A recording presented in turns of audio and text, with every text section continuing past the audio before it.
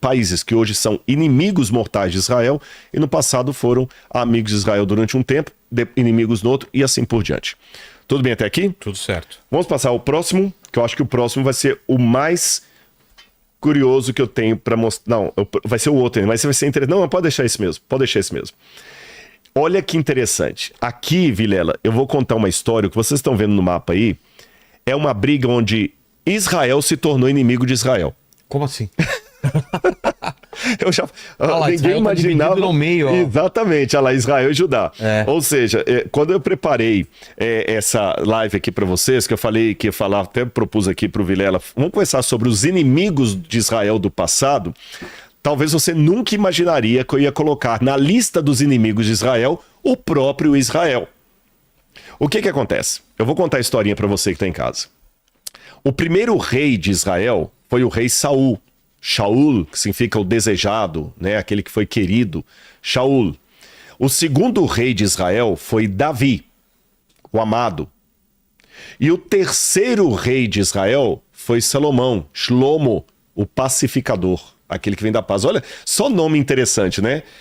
Lembra, porque em Israel, lembra que eu falei, não só em Israel, o Oriente Médio de um modo geral, o nome é escolhido pelo significado. Então Saul, aquele que é desejado, que é querido. O seu filho Noah. Noah significa o fôlego de descanso. Sabe a pessoa quando descansa?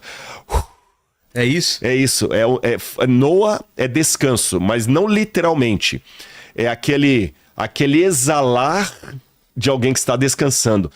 Noah. Até a pronúncia, Noah.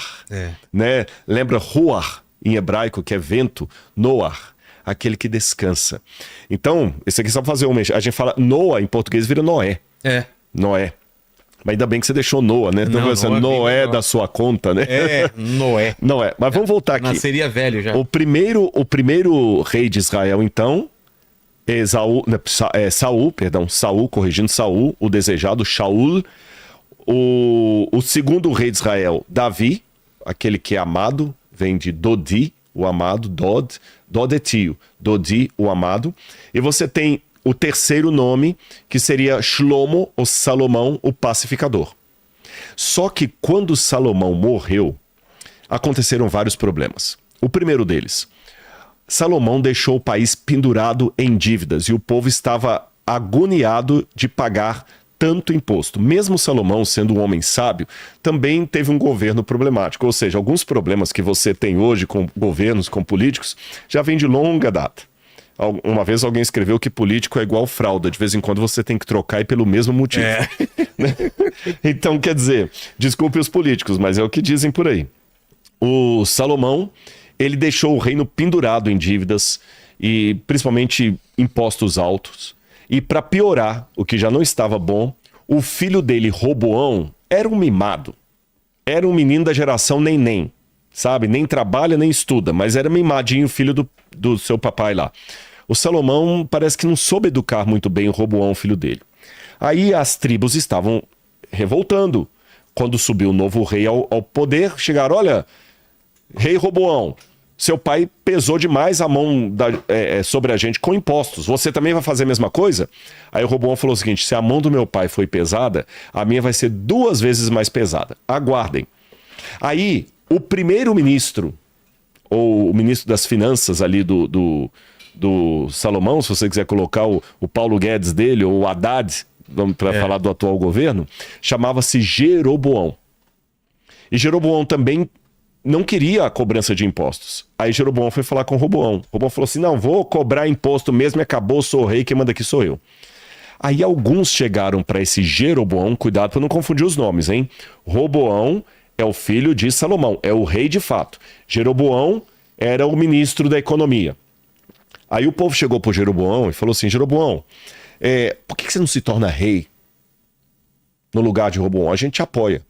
Aquilo subiu a cabeça dele e ele aceitou. E nessa dele aceitar, teve uma guerra civil no reino unificado de Israel. De modo que, eu vou usar o número 10 e o número 2, mas esse não é o número exato. Mas para simplificar, vamos dizer que 10 tribos se aliaram a Jeroboão e foram para o norte. 2 tribos ficaram ao sul. Repito, para deixar bem claro, não são exatamente 10 tribos do norte e 2 no sul.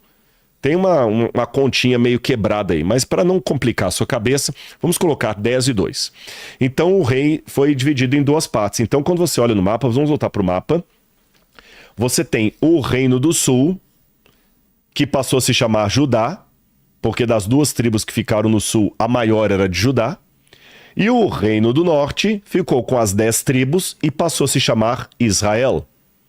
A capital de Judá, Jerusalém. A capital de Israel, Samaria. Aí, Vilela, começou o problema. O sujo falando do mal lavado. Sabe aquele negócio? Um xinga a mãe do outro, outro xinga a mãe daqui e tal. E começou uma briga entre irmãos.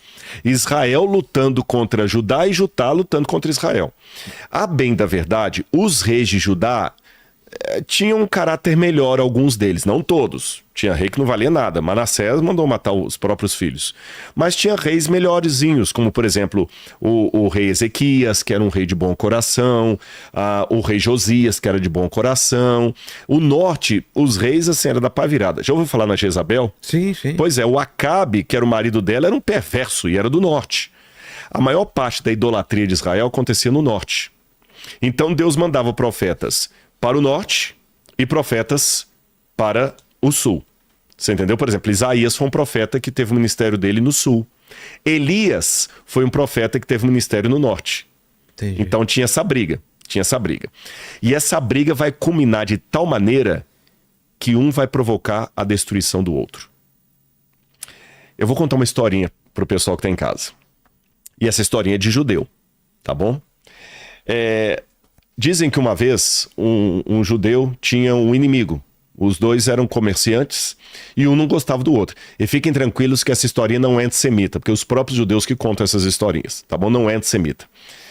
Um judeu era inimigo do outro.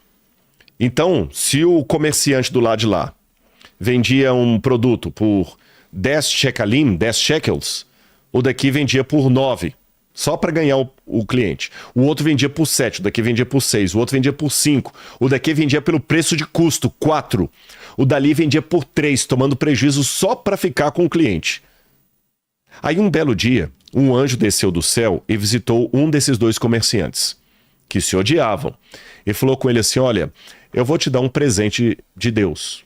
Deus mandou aqui para dar um presente. Pode escolher o que você quiser. O que eu quiser, o que você quiser. Se você quiser uma loja 2 vezes maior do que essa, você pode ganhar. Se você quiser ganhar todo o quarteirão para você, você pode ganhar. Se você quiser $1 milhão, Deus vai te dar. Se você quiser uma mulher bonita, Deus vai te dar. O que você quiser. Pode pedir que eu vim aqui para te dar. Então deixa eu ver o que eu vou querer. Tá difícil escolher. Mas tem 2 requisitos aqui. Ele falou, quais? O primeiro é que só pode ser um pedido. Ele falou, não, tudo bem, deixa eu pensar bem. O segundo requisito é que qualquer coisa que você pedir, o seu inimigo do outro lado da rua vai ganhar em dobro. Se você pedir $1 milhão, ele vai ganhar 2 milhões. Se você pedir o quarteirão todo de lojas, ele vai ganhar 2 quarteirões de lojas.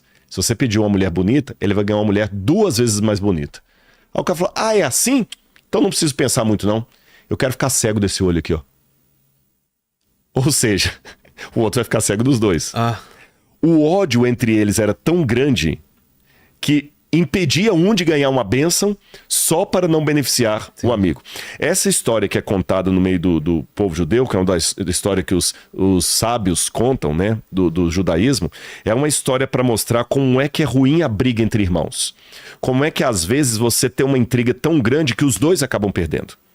Nossa, se o pessoal aprendesse isso para resolver a questão das guerras, né? Seria tão mais fácil. Na guerra todo mundo perde, não há vencedores. Então aquele negócio, eu tenho tanto ódio do outro que eu prefiro ficar cego de uma vista para que ele fique cego das duas. Então isso é muito chato. E isso aconteceu nessa época. Esse período da ruptura do Reino do Norte e do Reino do Sul aconteceu no 10º século antes de Cristo. Ali no ano 930 mais ou menos, que é a época da morte de Salomão e começa a divisão dos reinos. Então começou aquela briga. Judá criticava Israel, Israel criticava Judá. O povo de Jerusalém, capital de Judá, ficava xingando os samaritanos e os samaritanos, capital de Israel, ficavam xingando os de Jerusalém. Essa briga continuava tremendamente. E essa briga chegou a tal ponto que um se tornou um provocou a extinção do outro. Quer saber como? Eu vou interromper um pouquinho aqui para fazer uma coisa, Vilela, para ver se o pessoal tá acompanhando a gente. Eu quero alguma pergunta, algum comentário aí, se o pessoal tá entendendo. Ah, tá. Tá certo? Eu faço isso no meu canal. Já que a gente tá hoje junto aqui, eu vou tomar essa liberdade, tá bom, Vilela? Tranquilo. No meu canal eu paro a live assim, saber como é que o pessoal tá achando, se eles estão achando que tá claro, se tá confuso, se a história tá correndo bem. Por enquanto aqui tá todo mundo gostando bastante do papo. Tem a Eliane, ela falou que eu sou neta de árabe com judeu, mas sigo a tradição judaica. Eliane? Isso. Obrigado, Eliane. Boa noite pra você, Eliane Lima. A Miriam, ela tá falando assim, boa noite de Ribeirão Preto. Ela tá elogiando muito o papo aqui, falando que o Vilela sempre traz Gente, assuntos... mandem perguntas então, né? E manda pergunta também, viu? Pode mandar alguma perguntinha aqui que eu já vou respondendo as perguntas agora. O Vitor falou, por favor, fala dos ismaelitas. Tá bom, Vitor. Eu vou falar um pouquinho sobre eles quando falar do povo árabe, tá bom? Vamos lá. Vai achando aí, separando, tá bom? Enquanto ele vai separando... Quer que eu faça uma pergunta? Quero. Se você tiver uma aí. Se eu não souber, eu vou no Google. Tem uma aqui do Oséia Diniz, que ele tá perguntando assim, ainda tem algum remanescente da idolatria praticada pelo povo de Israel devido à influência dos povos vizinhos? Sim.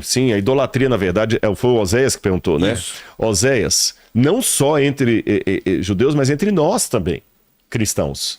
A idolatria, na verdade, ela é muito sutil. Ela só muda o tipo do ídolo. Por exemplo, se no passado havia Baal, hoje, quem sabe, há política. Há pessoas que idolatram um candidato. Pode olhar. Eu vi crente brigando, de quebrar o pau um com o outro, brigando fisicamente, mesmo por causa de candidato político. É um tipo de idolatria. Há pessoas que idolatram, por exemplo, a si mesmos. Nós vivemos uma época altamente narcisista. Veja bem, você gostar de si mesmo não tem nenhum problema. Eu tenho que me amar. Mas você já notou que algumas pessoas, eles não se gostam, eles se idolatram. Ele não consegue... É selfie para todo lado. Né? Isso é um tipo de idolatria moderna. Então, há sim. E até alguns, dentro do meio judaico, há polêmicas entre alguns rabinos que alguns consideram que alguns setores do judaísmo trazem idolatria, como, por exemplo, acender vela para quem morreu, que é uma prática que muitos no judaísmo consideram idolatria, que no passado não havia. E dentro do cristianismo, como eu falei, há muita gente também idolatrando o padre, idolatrando o pastor, o cantor gospel, idolatrando a si mesmo. A idolatria continua assim. Mais uma perguntinha aí? Vamos lá. Tem uma aqui do... Só um minutinho. O do Eulerson. Ele tá perguntando... Eulerson. Nunca ouvi esse nome. Nossa, cara. Ele tá perguntando onde estão os descendentes de Esau. Esaú? Deve ser de Esaú? Esaú. De Esaú? Isso. Assim, os edomitas? Pois é, os edomitas, acredito que alguns deles ficaram ali na região que hoje seria a Jordânia e tiveram, por exemplo, já vou falar na cidade de Petra, Sim, que está na Jordânia, lá era dos nabateus. Que tem no Indiana Jones. Exatamente. Os nabateus eram edomitas. O Herodes, mencionado no Novo Testamento, que vai perseguir as criancinhas, a metade dele era edomita, que eles também chamam dos idumeus, que também eram povos que misturaram os edomitas, os idumeus, e a mãe dele era uma princesa da Nabateia, que foi convertida à força para o judaísmo. Os judeus odiavam Herodes porque ele era mais ou menos judeu. O pai dele era judeu, a mãe dele de sangue não era, foi convertida. E esse povo nabateu, que estava ali na região de Petra, inclusive há duas possibilidades dos magos que vieram trazer presentes para Jesus. Uns pensam que eles podiam ser da Nabateia, outros pensam que eles vieram do Irã. E passaram pela região de Petra para levar os presentes de Jesus, que os presentes de Jesus podem ter sido comprados em Petra. Então esses nabateus depois acabaram se juntando em miscigenação com tribos árabes, que eram nômades, e dessas tribos árabes que eram nômades, acabou que o predomínio da cultura árabe foi mais acentuado, e aí os descendentes de Esaú acabam misturando com o povo árabe. Então hoje eles são parte de alguns povos árabes ali da região da Jordânia. Ah, entendi. Tá bom? Boa. Aproveitando que eu interrompi, eu quero te dar um presente. Ó, geralmente dar o presente é inútil, né? Mas como eu não tô vendo a primeira vez, hoje vai ser um presente útil. Eu trouxe para você essa caixa aqui, da casa, agradeço a Casa Publicadora Brasileira também que permitiu trazer isso pro Vilar. Você pode abrir, aqui, se você abrir isso, rasgue do lado. Pronto. Vamos ver se o Vilela vai gostar disso. É para sua família em 2025. Olha só. Sabe o que é isso aí, Vilela? Não. É um devocional da Bíblia que eu escrevi para 2025. Aqui é uma agenda para você e o devocional Descobertas da Fé foi publicado pela Casa Publicadora Brasileira. Pô, que e tem legal. 365 textos ou 365 reflexões sobre a Bíblia. Cada dia tem um título, tá vendo? Amor incondicional. Aí você lê, tem uma passagem da Bíblia aqui, ó. Brigas ou felicidade. Tem uma passagem bíblica e um comentário. Então hoje, nesse mundo tão caótico, às vezes não temos tempo para refletir. E aí com 4 minutos, você pode ler com a sua esposa, com o Noah, fazer uma oração, sair para o trabalho, porque isso é uma coisa interessante. Hoje as pessoas vivem ocupadas demais com aquilo que é importante, não tem tempo para aquilo que é essencial. Verdade. E eu faço até uma pergunta, você que é pai. Obrigado demais por Não, essa e é Vou ler para toda quem manhã quando não tem mesmo. tempo. E eu, com muito prazer, você vai se sentir como se eu estivesse ali fazendo um culto com você e sua família. Poxa, obrigado. Vilela, se você tá saindo de casa e a cadeirinha do Noah, na época que ele usava a cadeirinha, quando ele tá maior, não estava com cinto de segurança, mesmo que tivesse atrasado, você atrasaria 3, 4 minutos ali para... Claro, claro. Exatamente. Por quê? Porque a segurança dele depende daquilo. Se como pai, o Vilela prefere atrasar 3, 4 minutos do compromisso dele, mas ele ajusta o cinto de segurança do carro do filho dele, por que você não gasta 3 ou 4 minutos para orar com seu filho antes de sair de casa? Verdade. Não dá tempo de fazer o culto, a gente tem que correr. Da mesma maneira que você pararia para ajeitar o cinto de segurança, porque a vida do seu filho depende daquilo, a formação do caráter dele pode estar em ter um pai e uma mãe piedosos que oram com ele, que se amam e leem a palavra de Deus com ele, tá bom? Obrigado, CPB, espero que você goste de Eu vou gostar, Descobertas sim. da Fé, tá bom? Vou te falar.